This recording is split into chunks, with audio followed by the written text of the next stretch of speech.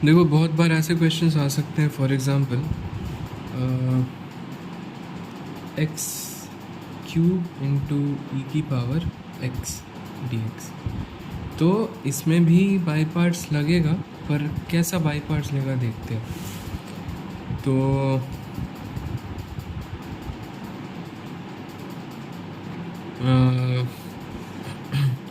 X cube को differentiate करेंगे तो पावर कम हो जाएगी, ठीक है। इंटीग्रल या डिफरेंस डेरिवेटिव ई की पावर एक्स का तो सेम ही रहता है।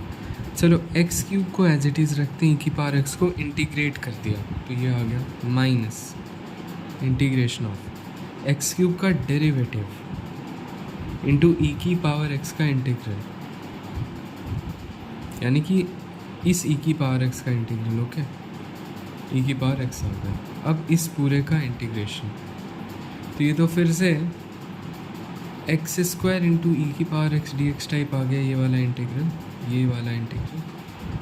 तो मैं ये कह रहा हूँ कि अब तो फिर बाई पार्ट्स लगाना पड़ेगा, फिर एक्स इंटू ई की पावर एक्स आए, फिर बाई पार्ट्स लगाना, तो ये तो बहुत बेकार हो गया। इसके लिए हमने क्या बनाया, मतलब पुराने लोगों ने बनाया तंजालिन्स मेथड और टेबुलर मेथड, और इसको DI मेथड भी बोल सकते हैं। नाम में कुछ नहीं रखा, हटाओ। इसमें क्या करना है कि तुम्हें चेक करना है ऐसा कौन सा फंक्शन है। ये मेथड कब लगाएंगे, पहले चेक करो कि क्या हमारे पास इसमें और इसमें कोई एक फंक्शन है जिसका डेरिवेटिव निकालते जाए तो इवेंचुअली ज़ीरो हो जाए। तो ये एक्स क्यूब का डेरिवेटिव इवेंचुअली ज़ीरो हो जाएगा बार बार करोगे तो। इसमें होता क्या है, जैसे तुम्हारा एफ जी डी एक्स है, ठीक है।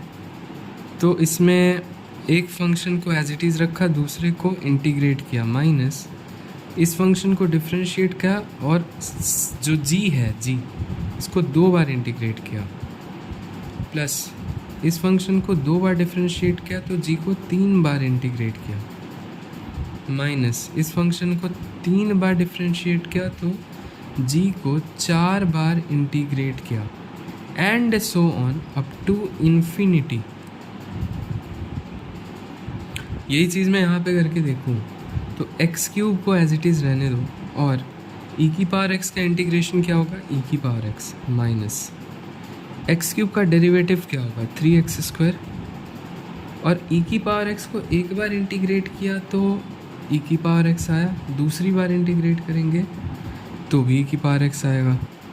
अच्छा, प्लस एक्स क्यूब का double derivative is the same as 3x² का डेरिवेटिव विच इज 6x, और ई की पावर एक्स को 3 बार भी इंटीग्रेट करोगे तो ई की पावर एक्स ही आएगा, माइनस 6x का आप डेरिवेटिव निकालो और ई की पावर एक्स को इंटीग्रेट करो, है ना।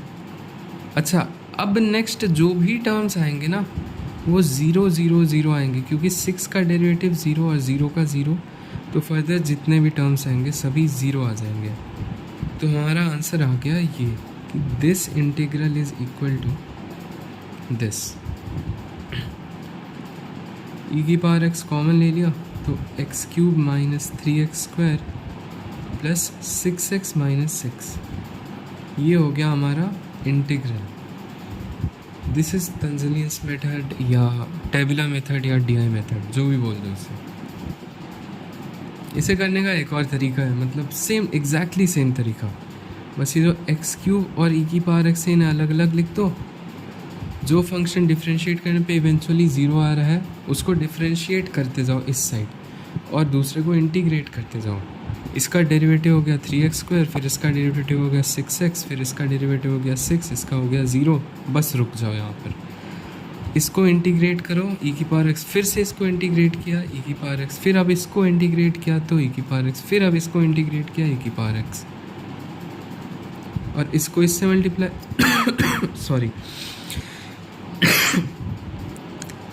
इसको इससे मल्टीप्लाई कर दो, इसको इससे कर दो, इसको इससे कर दो, इसको इससे कर दो, alternate plus minus plus minus plus ऐसा लगा दिया, तो आंसर क्या आ जाएगा, एक्स क्यूब ई की पावर एक्स माइनस 3x² ई की पावर एक्स प्लस 6x ई की पावर एक्स माइनस 6 ई की पावर एक्स, है ना। उसके बाद तो सब ज़ीरो ही होता जाएगा।